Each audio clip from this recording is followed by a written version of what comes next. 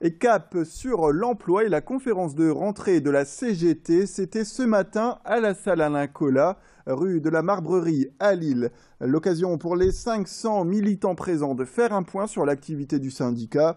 L'objectif, dynamiser le réseau régional et les 60 000 adhérents qui en font partie. Les discours se sont aussi bien centrés sur la loi Rebsamen, ce texte qui vise à lutter contre le sexisme au travail, que sur la loi Macron et le point qui fait polémique concernant le travail le dimanche. Cette réunion est aussi un moment pour se retrouver entre syndiqués avant d'autres grands rendez-vous. Le prochain se tiendra le 23 septembre avec la Journée nationale pour les libertés syndicales. Notre journaliste Clémence Rollin est allée à Lille ce matin pour prendre la température de l'événement. Dans les semaines à venir, on a déjà plusieurs dates qui ont été annoncées. Notamment, on a le 23 septembre qui a été annoncé sur une grande journée de mobilisation contre justement pour les libertés syndicales et pour du droit social, et également contre ces discriminations syndicales. Et on a le 8 octobre, et là qui est en intersyndical, où on a une grande journée interprofessionnelle. Où, là, ça sera avec bien sûr les salaires, les retraites, tout ce qui est l'emploi, voilà les revendications qui sont aujourd'hui portées par notre organisation. Et au chapitre santé, une nouveauté dans la région, il s'agit de la carte de coordination des soins pour les malades chroniques ou les plus de 60 ans. Bien souvent, ces patients sont suivis de longue date par les mêmes médecins, les mêmes infirmiers, mais la transmission des informations n'est pas toujours idéale. L'Union régionale des professionnels de santé vient donc de lancer cette carte où figure le nom du patient, ses principales pathologies, ainsi que les noms de tous les professionnels qui le suivent. L'objectif est de faciliter la prise en charge des malades en permettant une communication simple et efficace entre les professionnels de santé. 2 millions de cartes ont déjà été imprimées. N'hésitez pas d'ailleurs à en faire la demande auprès de votre pharmacien ou infirmier si vous la désirez. Petite présentation en détail avec un professionnel au micro de Pauline Lermite.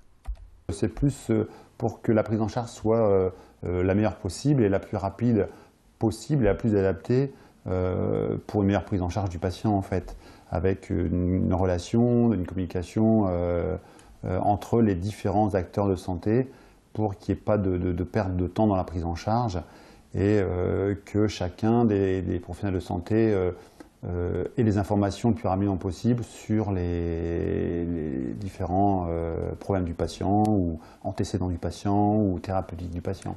Et on part du côté du centre-ville de Lille avec les préparatifs pour la braderie et notamment le semi-marathon de demain.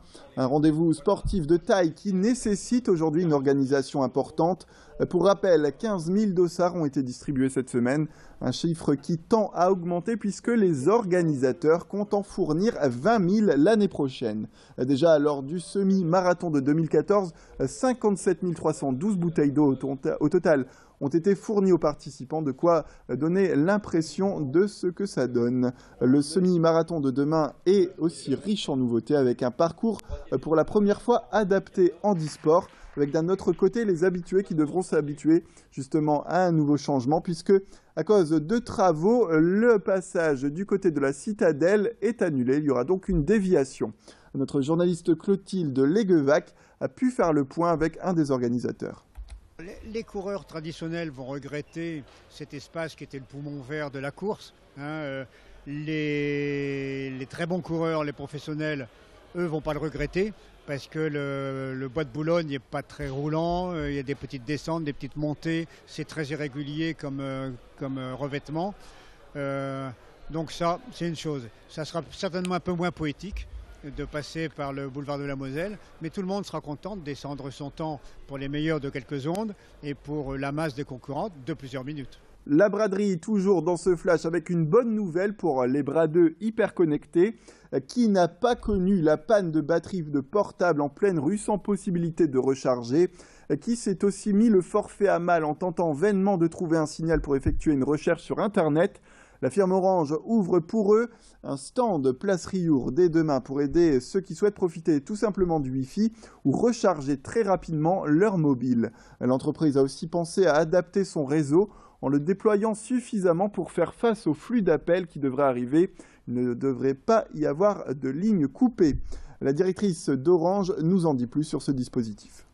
Pour la braderie, nous mettons à disposition des visiteurs la possibilité de recharger leur mobile en moins de 5 minutes. Alors vous verrez sur la place Rihour, sur le boulevard de la Liberté, aux portes de Paris, 5 messieurs ou madame batterie qui en moins de 5 minutes va pouvoir recharger votre mobile, qui par ailleurs que vous soyez Orange ou pas. Nous avons mis aussi à disposition un Wi-Fi gratuit pour tous, place Rihour, pour nos clients Orange, mais aussi si vous n'êtes pas client Orange, vous pouvez aussi bénéficier de ce Wi-Fi gratuit sur la place Rihour. C'est la fin de cette édition. Merci à toutes et à tous de nous avoir suivis. Tout de suite, la météo et l'infotrafic. Sans oublier de nous rejoindre demain pour la journée spéciale braderie.